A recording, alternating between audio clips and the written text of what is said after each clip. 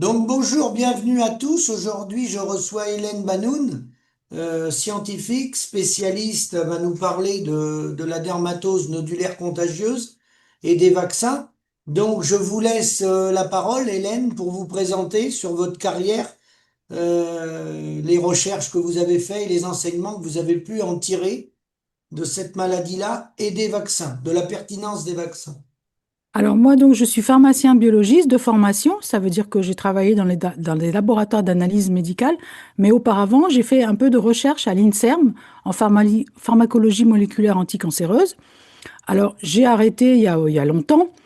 Je travaille plus professionnellement en biologie, mais je me suis toujours intéressée à la biologie. Et en particulier, j'ai retravaillé bénévolement et de manière indépendante depuis 2017-2018 environ, et surtout depuis 2020 avec la Covid, où là, j'ai vraiment travaillé énormément en virologie, en immunologie, et j'ai publié dans des revues scientifiques internationales.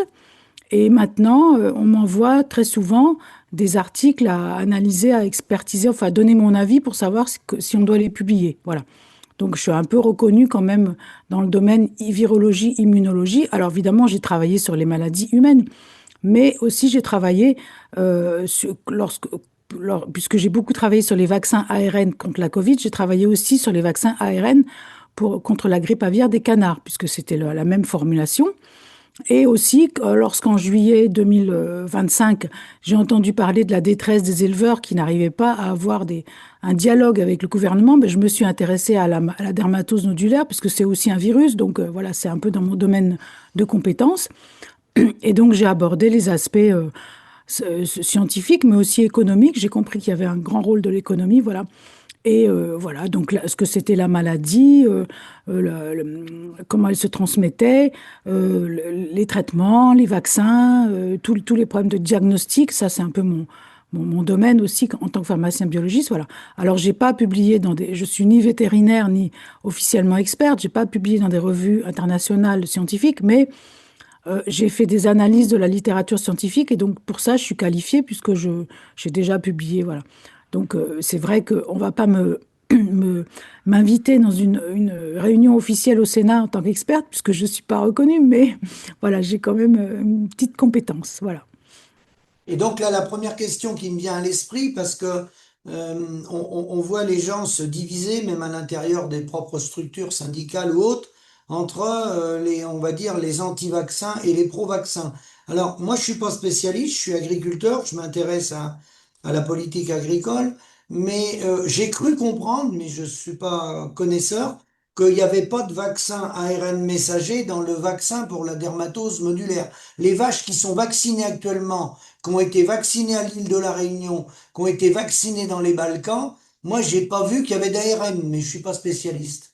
Voilà, bah, vous avez raison, il n'y a pas du tout d'ARN messager pour l'instant commercialisé pour vacciner les vaches contre la dermatose nodulaire. Ça, c'est certain à 100%. Il y a des gens qui en parlent, qui disent oui, mais on ne sait pas ce qu'il y a dans les flacons. Si, moi je répète, on n'est pas encore au Far West, c'est-à-dire que quand il y a des médicaments ou des vaccins qui sont mis sur le marché, auparavant, on a des études qui sont publiées, on a des publications, enfin, il y a des traces, voilà, on a, pour le vaccin actuel, il y a une autorisation temporaire d'utilisation qui décrit le vaccin, donc on sait ce que c'est, voilà.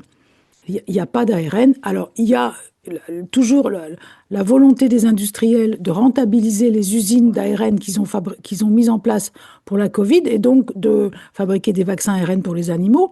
Mais pour l'instant, à part en France le vaccin ARN contre la grippe aviaire pour les canards de plus de 250 élevages, il n'y a pas de vaccin ARN pour les animaux en France pour l'instant. Voilà. Oui, on va en parler après, les canards de plus de 250 élevages. Mais pour Mm. rester sur la DNC encore quelques minutes, euh, donc les vaccins ne sont pas dangereux. Ouais, ils ont décidé de vacciner les troupeaux. Par contre, il y a d'autres solutions que le vaccin pour la DNC, hein, parce que j'ai vu qu'en Afrique et dans beaucoup de pays, elle a été détectée en 1929 en Zambie, la DNC. Il y avait possibilité de soigner les animaux, mais visiblement, les autorités n'ont pas fait ce choix-là. Alors, quand vous dites les vaccins sont pas dangereux, on connaît ces vaccins donc depuis les années 50-60. Oui. Ils ont d'abord été fabriqués et utilisés en Afrique du Sud.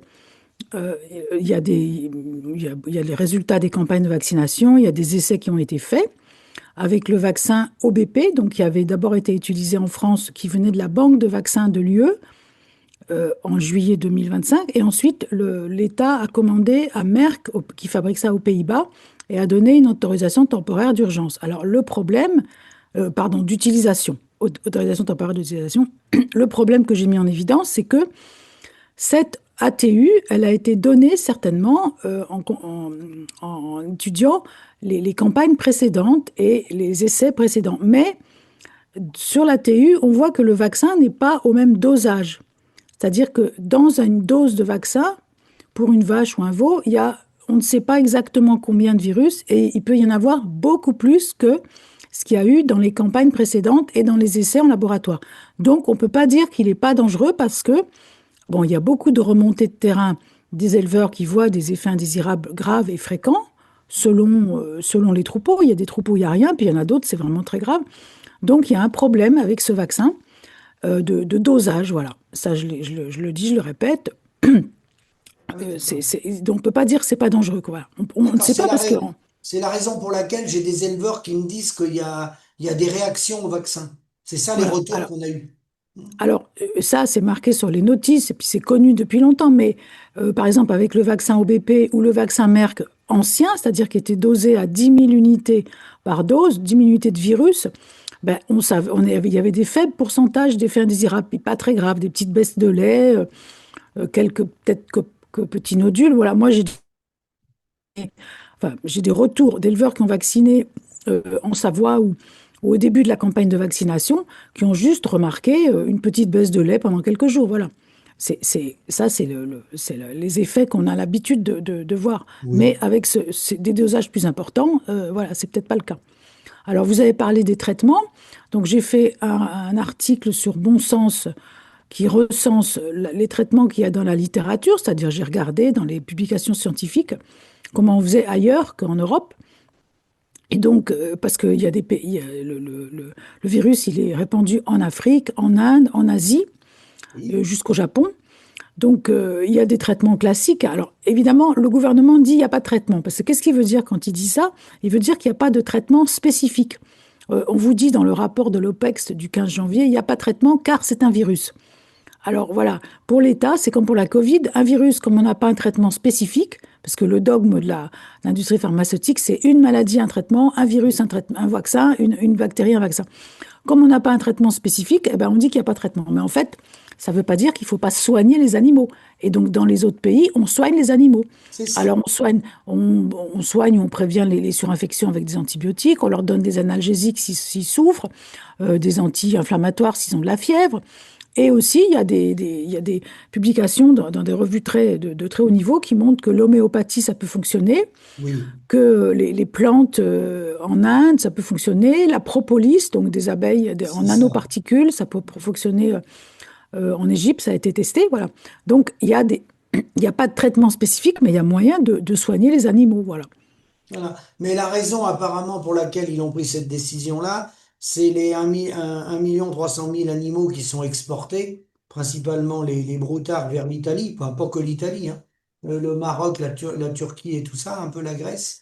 C'est le montant à l'exportation qui est important par rapport à la Suisse. La Suisse, c'est rien du tout, c'est équivalent 139 000 dollars d'exportation. Et puis l'Italie, c'est un peu plus de 22 millions d'euros. Donc c'est rien. Mais nous, c'est 2 milliards. 2 milliards d'exportation. Donc en fait, ils ont décidé de vacciner. C'est un peu pour montrer qu'on est clean et puis c'est surtout pour le commerce. Hein. C'est pour ça, même Ben, avec la ministre. en fait, c'est très compliqué cette histoire parce que, euh, en fait, quand la France perd son statut indemne, Oui, c'est ça. elle ne peut plus, indemne de la maladie ou de la vaccination, elle ne peut plus exporter. C'est ça. Soit dans les États membres, soit à l'extérieur. Par exemple, le Maroc, lui, il a complètement coupé la frontière avec la France. Elle ne peut plus envoyer de bêtes au Maroc. Par contre, avec la Suisse, l'Italie et l'Espagne, il y a des règlements, enfin des accords qui ont été signés. On peut exporter des broutards vaccinés, mais avec des restrictions sanitaires très, très, très, très serrées. Voilà, il y a des accords bilatéraux. Et ça, c'est dû au fait que c'est une maladie classée A, Ouais. qui explique aussi qu'on abat les troupeaux de manière totale lorsqu'il y a un animal positif dans un troupeau. Voilà. Donc tout ça, il y a des éleveurs et puis des vétérinaires et des juristes qui sont en train d'essayer de demander à ce qu'on déclasse cette maladie de la classe A, qu'on la fasse passer en B ou je ne sais pas laquelle, Oui, voilà. pour que le gouvernement... Parce que dans le règlement européen, pour une classe A, on doit abattre. Voilà.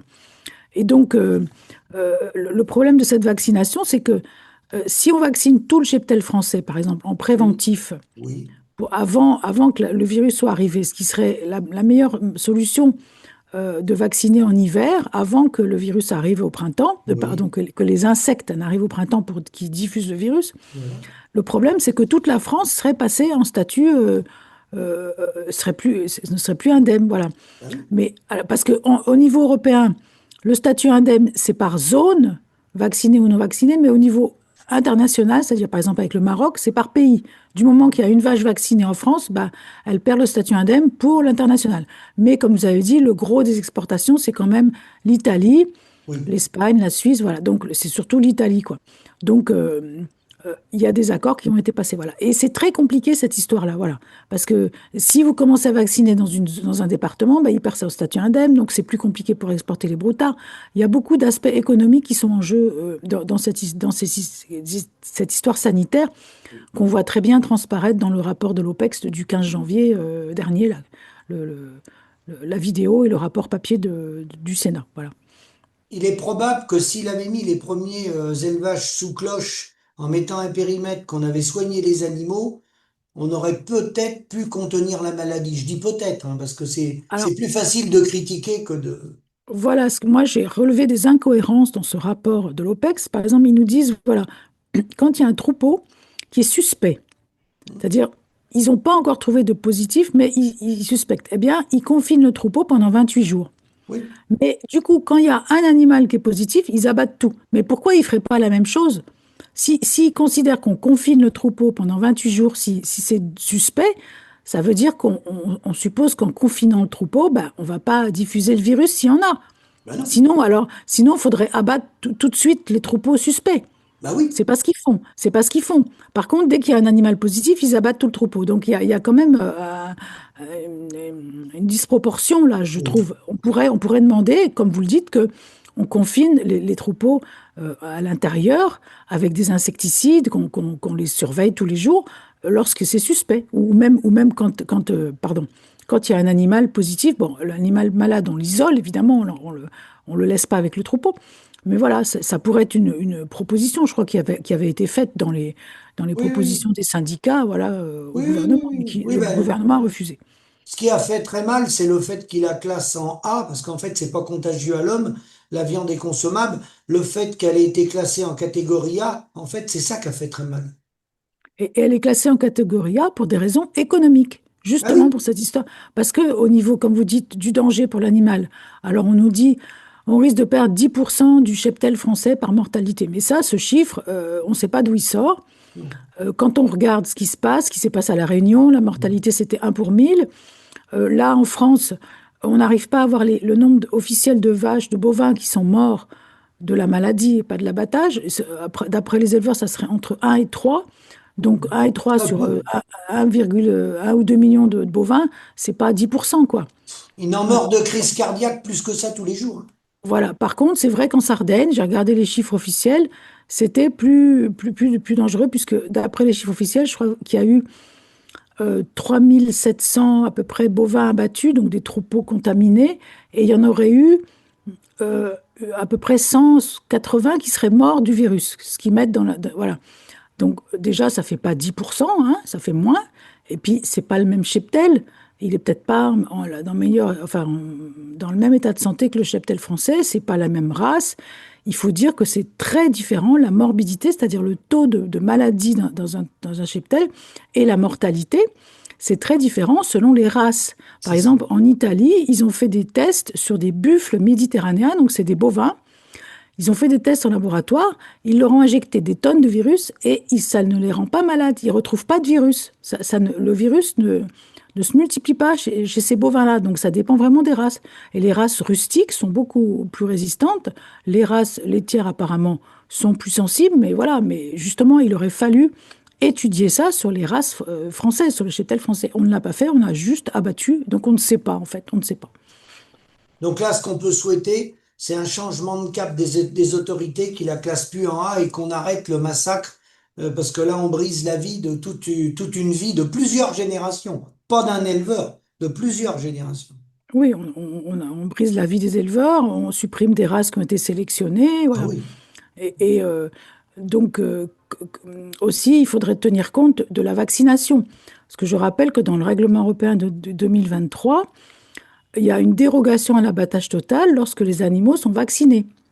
Donc, on pourrait utiliser cette dérogation. Enfin, moi, je ne suis pas juriste, j'ai lu ça.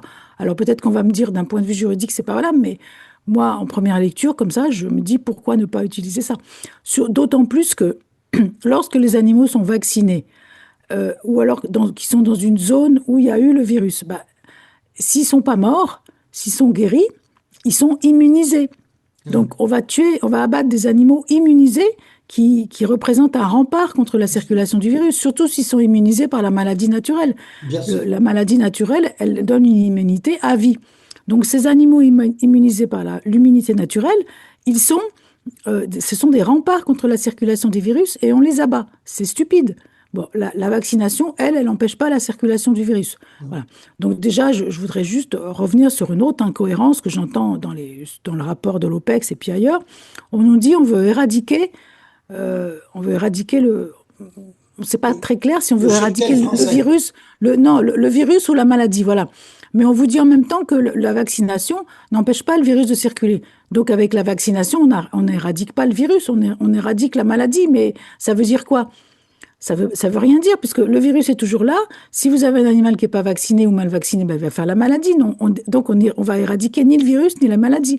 Donc il faut arrêter d'employer ce mot éradication, quoi. C'est stupide, quoi. Oui, Voilà, on oui. contrôle dans les pays, dans les Balkans, on a contrôlé la maladie, en effet. De même que j'ai entendu que c'était pour détruire le cheptel français, ben non, déjà les troupeaux, ils sont reconstitués, et puis le cheptel français, il a baissé comme le cheptel dans le monde à cause d'un manque de rentabilité, mais pas par ça. Et j'ouvre le débat sur l'ARN messager. J'ai entendu, oui, sur les canards, j'ai beaucoup d'amis en volaille, en canard, c'est au-dessus de 250. Voilà, c'est que pour les élevages plus de 250 canards que c'est obligatoire la vaccination contre la grippe aviaire il y a deux vaccins qui sont disponibles en France. Il y a un vaccin classique, Boehringer, et un vaccin ARN Ceva, auquel on a donné l'autorisation ensuite. Voilà. Donc, quand les vétérinaires viennent, ils ont le choix. Je ne sais pas dans quelle mesure ils ont le choix entre ces deux vaccins. Ça doit dépendre des stocks. Mais il y a des éleveurs qui pourraient théoriquement ne pas vacciner avec le vaccin ARN, mais vacciner avec le vaccin classique, qui est un vaccin classique contre la grippe, donc qui n'a pas de danger pour l'homme. Avec l'ARN, il y a un danger théorique, Il y a un qui est tout à danger fait... théorique. Alors, avec la cuisson, est-ce que c'est vrai que ça élimine tout? Je vous pose la Alors, question. le problème, c'est que les essais n'ont pas été faits. Donc, Ouais. comment le savoir? C'est à ceux qui font les essais de le savoir. On nous met l'autorisation du vaccin que ça n'a pas été, les effets sur l'environnement n'ont pas été étudiés, les effets sur la ponte des œufs n'ont pas été étudiés. Voilà. C'est à eux de le faire. Nous, on dit que théoriquement, il y a un risque parce qu'on sait que l'ARN, il est encapsulé dans des nanoparticules lipidiques qui résistent au suc gastrique Oui. et qui vont se biodistribuer dans tout le corps de l'animal, en particulier dans la viande. Donc, avec le canard, quand vous mangez du magret rouge, eh bien, il est théoriquement possible qu'il reste des nanoparticules d'ARN. Et on sait que cet ARN, il est actif, c'est-à-dire il peut se faire synthétiser à la personne qui le mange, théoriquement, des protéines du virus de la grippe. Alors, elles ne sont pas dangereuses comme la protéine spike du SARS-CoV-2, mais c'est quand même des choses qu'on ne méprise pas, qu'on n'a jamais étudiées. Donc, il faut savoir ça. Après, l'ARN aussi, lorsqu'il est... Ça, c'est ce qu'on sait pour les vaccins Covid. Lorsqu'il est injecté chez les humains, dans des nanoparticules, il sort de la nanoparticule et ensuite il va être naturellement réenrobé dans des vésicules extracellulaires naturelles qui sont elles aussi résistantes au suc gastrique. Puis ça, c'est archi connu. Il y a des tonnes de publications qui montrent par exemple que dans le lait des vaches, il y a des vésicules extracellulaires qui englobent des acides nucléiques naturels et qui résistent au suc gastrique. Donc tout ça, c'est connu, c'est archi connu. Voilà. Par contre, évidemment, l'ARN, on nous dit c'est fragile, mais là, c'est un ARN modifié. Donc, est-ce Un qu'il ARN résiste, modifié, oui. voilà, est-ce qu'il résiste dans ces nanoparticules, est-ce qu'il résiste à la cuisson et à quelle température? C'est pas à moi de le dire, c'est à eux. On pose la question, mais eux, ils nous disent non, il n'y a pas de problème, mais on n'a pas fait les études. Donc, il y a une contradiction. Pour être sûr qu'il n'y a pas de problème, il faudrait qu'ils nous le démontrent, voilà, qu'ils prennent des canards vaccinés, qu'ils recherchent l'ARN dans la viande et qu'ils montrent qu'il n'y en a pas. Voilà. Donc, en C'est fait, sur les ARN des canards, on n'a pas de preuves, mais on peut avoir un doute parce qu'on n'a pas tous les éléments. Autant sur les bovins, ce n'est pas de l'ARN, hein, contrairement, parce qu'il y en a qui appellent à arrêter la vaccination. Faut pas mélanger la DNC avec les canards, hein. C'est deux choses bah, différentes. tout à fait, voilà, il n'y a pas d'ARN. Le vaccin pour les bovins, c'est un virus vivant atténué le virus déjà sauvage, il n'est pas dangereux pour l'homme, donc le virus du vaccin, il est encore moins dangereux pour l'homme, donc il n'y a pas de problème ni sur le lait, ni sur la viande, ni sur les fromages. Il n'y a pas de problème pour l'homme à la Il y a consommation. juste les effets indésirables sur les bovins parce qu'il y a il y a quand même un peu de casse. Voilà, c'est-à-dire qu'il y a des saisies à l'abattage Oui, de zones nécrosées au point d'injection, c'est ça. parce que certainement, enfin, on suppose que c'est parce que le vaccin est trop dosé chez certaines bêtes et que donc ça nécrose la viande. Et il y a eu on m'a dit, hein, moi j'ai pas les preuves, mais jusqu'à 15 kilos de viande nécrosée saisie, donc ça fait quand même beaucoup, quoi. Alors ça veut dire que c'est pas sérieux parce qu'à ce niveau-là, il pourrait faire quelque chose quand même de plus précis que ça. Normalement, moi, à ma connaissance, quand on donne l'autorisation à un vaccin, on sait combien on met de virus atténués Ah oui. le jour de la fabrication. Là, c'est marqué sur l'ATU et sur la notice officielle de Merck, c'est marqué entre 10 000 unités et 500 000 unités. Donc, c'est une fourchette très large. Et il justifie ça en disant, voilà, comme on a augmenté la date de péremption jusqu'à 2 ou 3 ans, alors bon, apparemment, moi, les photos des flacons qu'on m'a données jusqu'à présent, c'est plutôt 2 ans. J'ai pas vu 3 ans, mais bon. Comme ils envisagent d'augmenter la date de péremption jusqu'à 3 ans, eh ben, ils en mettent beaucoup au départ pour Ah qu'à la oui. fin, on en ait, si on pique une vache avec un vaccin qui est proche de la date de péremption, on ait assez pour l'immuniser. Et ils disent que pour en avoir assez, il faut 100 unités. Donc, ils mettent jusqu'à 500 000, ils mettent jusqu'à 5 000 fois plus la quantité nécessaire à la fabrication. Donc, si on pique un veau de 40 kilos avec un vaccin qui vient d'être fabriqué, on risque de lui injecter 500 000 unités, alors que si on pique une vache de 600 kilos Oui. proche de la date de péremption, on va lui injecter 100 unités. Donc, il y a un problème, quoi. Un facteur de 1 à 5 000, c'est pas possible, quoi. Il y a un problème de dosage, quoi. Voilà. Et donc, ça serait bien que le gouvernement exige du fabricant d'avoir un dosage, d'avoir disons, la diminution en fonction du temps de la quantité de virus et que les vétérinaires puissent adapter la quantité en fonction de la proximité de la date de fabrication. Voilà. Ça serait assez ça. Bon, ça serait plus compliqué que ce qu'ils font. Il faudrait faire un petit calcul, mais enfin, c'est pas non Oui. plus très compliqué, quoi. Voilà. Pour Donc on peut injecter une dire que quantité. globalement, les autorités n'ont pas bien géré quand même ces maladies-là. Il aurait pu faire mieux. C'est le moins qu'on Bah, puisse dire. alors, surtout que les autorités françaises comme l'ANSES et internationales comme l'EFSA avaient prévenu depuis des années que cette maladie allait arriver. Et l'ANSES, en particulier, avait prévenu les autorités françaises de se préparer à étudier des vaccins, à étudier la maladie. Rien n'a été fait. On avait juste le stock de l'Union européenne, mais en France, on n'avait rien préparé. Donc, le stock, c'était 700 000 doses qui étaient gardées à Pretoria, donc en Afrique du Sud, mais pour l'Union européenne, qui ont été certainement acheminées en avion. Il y en a eu 350 000 pour l'Italie et 350 000 pour la France. Et après, il a fallu donner l'autorisation d'urgence euh, euh, au vaccin Merck, voilà, Oui. qui provenait des Pays-Bas. Voilà. Et aux fabricants. Voilà. Et donc, il n'y avait pas de préparation, il n'y avait pas d'anticipation, hein, puisque c'est. Alors, ils ont été très vite d'accord, ils ont été très vite pour faire venir le vaccin de la banque de vaccins, puis très vite pour donner l'autorisation temporaire d'utilisation, mais sur quels critères, on ne sait pas. Sur quel dossier scientifique, on ne sait pas. Oui. Et là, on n'a pas de transparence là-dessus. Mais normalement, est-ce qu'il y a eu une commission d'enquête qui a été saisie là-dessus à l'Assemblée nationale? Alors, il y a eu donc ce rapport de l'OPEX, cette réunion de l'OPEX le 15 janvier, où il y avait des sénateurs, des élus, Oui. et en face, des scientifiques du gouvernement. Mais il n'y avait pas d'éleveurs, donc c'est quand même ni de syndicats, ce qui est quand même assez étonnant pour eux. Et donc, il s'agissait en fait de justifier la politique, la gestion par le gouvernement de cette crise par la science, voilà, avec un grand Ouais, c'est S. ça. Mais il y a des choses qui sont critiquables. Voilà. Bon, je ne peux pas vous dire en détail, mais il y a des choses Non. critiquables quand même. Voilà. Oui. Dans cette justification scientifique, en particulier Ah ben l'abattage total, la oui, vaccination qui a été faite. euh, la vaccination, en théorie, ça peut fonctionner si on fait ça euh, en dehors de la zone où il y a le virus qui circule, c'est-à-dire dans les zones extérieures. Il aurait fallu faire de l'extérieur vers l'intérieur, c'est-à-dire commencer par les zones où le virus n'était pas arrivé et pas l'inverse, parce que là, on a commencé à vacciner dans les zones où le virus était là, et puis ensuite, comme même dit un vétérinaire dans cette réunion de l'OPEX, il dit on court après le virus, et c'est ah oui, exactement ça. On court après le virus, donc on vaccine en pleine période et zone épidémique, ce qui est pas une solution, c'est marqué partout, ça fonctionne pas. Même ils le disent dans le rapport de l'OPEX, ça marche pas, puisque les vaches qui sont déjà infectées, ça marche pas, enfin bref, voilà. Et puis en plus, ça empêche de voir la circulation du virus. Enfin, voilà, c'est tout à fait incohérent. donc il y a eu il y a eu un gros manque d'anticipation. Oui, ça c'est certain, hein. Parce qu'il y a des gens qui disent oui, c'est comme la Covid, c'était préparé. Ben moi je dis non. Et c'est comme la Covid dans le sens où il y a une idéologie d'éradiquer les maladies, alors Oui, que bon, voilà. Mais c'était pas préparé du tout. Et c'est une erreur. C'est une faute de ne pas avoir préparé ça parce que cette maladie, elle diffusait tranquillement. On savait qu'elle allait arriver, quoi. Elle était dans les Balkans, elle était en Afrique du Nord depuis 2023-2024, voilà, donc c'est pas loin. Alors, oui, bon, oui. alors comment elle a passé de... Alors, il y a aussi un truc qui est bizarre, c'est que, voilà, ils nous disent que le virus, c'est celui des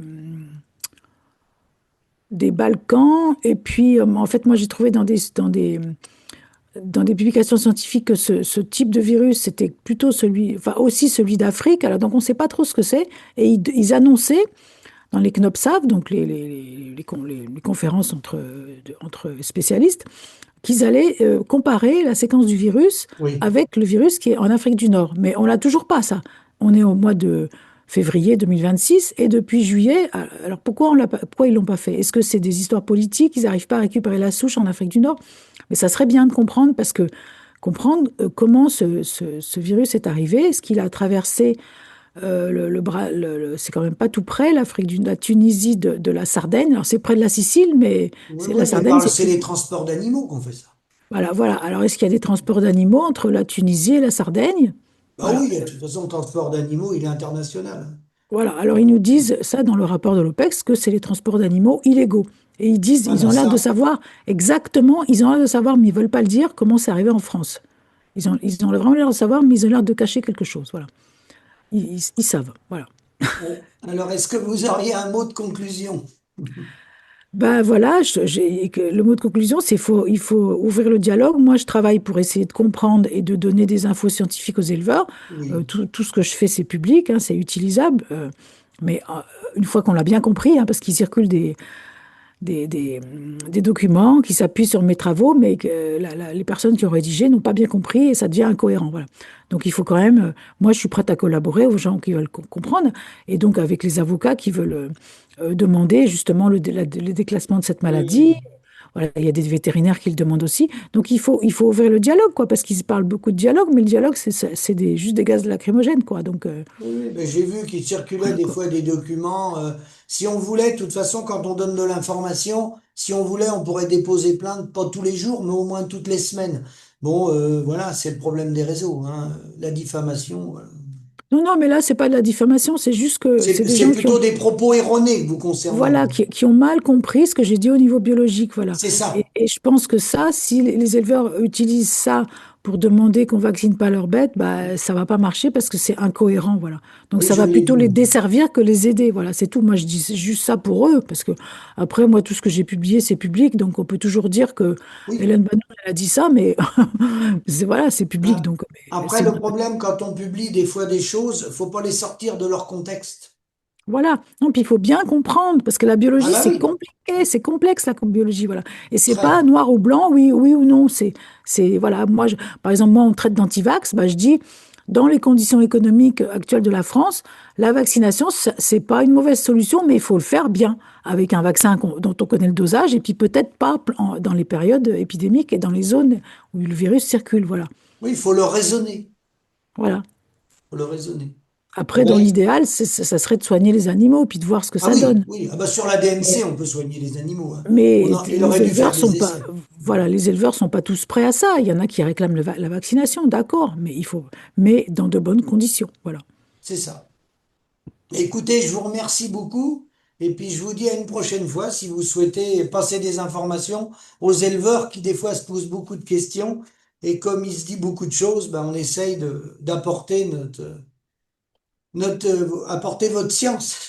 Bah voilà, moi je suis disponible pour des informations. Voilà. Merci Eh ben, beaucoup de m'avoir merci invité. beaucoup. Merci.